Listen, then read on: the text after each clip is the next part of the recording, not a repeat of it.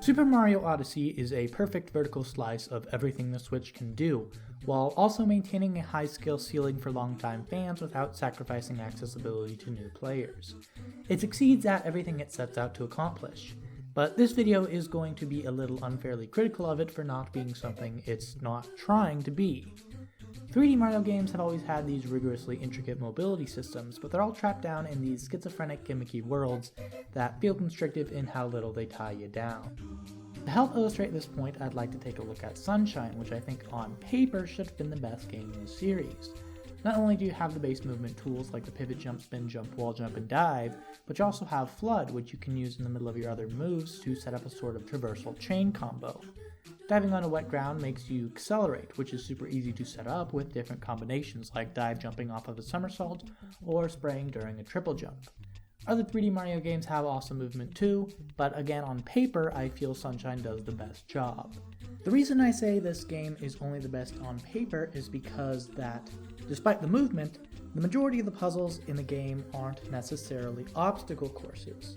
Piloting this boat, waiting around for Wiggler, positioning these mirrors, ripping apart Gooper Blooper, none of these take advantage of the game's platforming. I suppose this is because the game is trying to push that it has this whole third-person shooting thing now, but even still.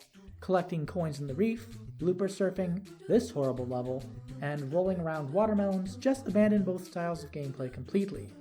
I never thought I'd have to say this, but watermelons aren't platforms or shoot-bangs. They're not. I understand mixing up gameplay on occasion, but Sunshine just comes across as schizophrenic, since it's always having you do some new thing that doesn't have anything to do with the game's primary platforming mechanics. Odyssey would go on to epitomize this problem with the introduction of Cappy. Sure, you've got this nice extra jump off of your ground pound, but the new flashy thing is to play as the baddies. Stacking Goobas, piloting tanks, Extendo Legs Plant Guy, all of these not only ignore, but toss aside your traditional movement tools in exchange for Mind Slave minigames. I enjoyed playing as Gushin and Pokio, but since they have such a limited move pool, they also have a pretty low skill ceiling. They're fun to play as in the game, but I imagine they'd be more fun in a game built around them. But what's the point? Mario games aren't about high-level play or advanced platforming, it's just about having a good time. Well, my concern is that the entire 3D platformer genre has kind of become synonymous with this schizophrenic level design. Banjo, Psychonauts, A Hat in Time, and everything in between all seem to focus more on charming minigames and quirky moments than they do on testing the player's platforming skills. The ideal the entire 3D platforming genre is striving to become is a game that is getting less and less interested in being a 3D platformer. This genre has more potential than just being wacky kiddo hijinks shenanigans. It's incredibly satisfying to parkour around a 3D environment and optimize your way around a challenge for time and efficiency. There's this unique level of openness with a third axis where you don't just solve a problem, you outsmart it. In a 2D game that would probably just trivialize the entire experience, but here it leads to innovative solutions and crazy impressive speedruns. I don't actually see any evidence of upcoming games of this genre that would be more to my taste, but here's a quick summary of what I'd like to see going forwards just so I can get these thoughts out there. Maybe it can show up in Psychonauts 2, Shovel Knight 64, or if nowhere else, maybe we can get it in some sort of Mario Maker 3D. First off, we need the game to have puzzles with multiple solutions, so we're going to need a wide pool of mobility options and open-ended level design to accommodate that. This way the player is free to solve any puzzle in whatever way they see fit. Next, we need to give the player the ability to replay old challenges.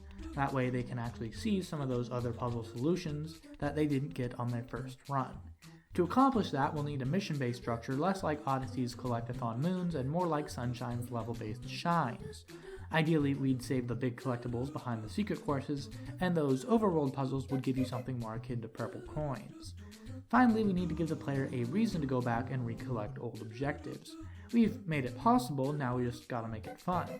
I think the easiest way to accomplish this would be to record the player's best time for each challenge room, and give them a ranking. That way, they could play the level over and over again to slowly optimize their runs.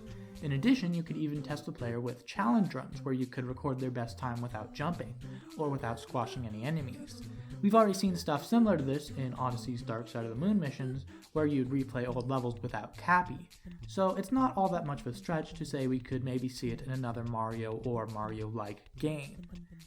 Again, I'm not trying to hate on Mario for not being something it's not trying to be, I just fail to see why the games can't continue to get better. I don't think I'm asking for the moon either. A few tiny tweaks would go a long way to give the games tons of replayability without sacrificing any fun the game's already got. And hey, even if the genre stays a bit too spontaneous and a bit too charming, at least that's a good problem to have.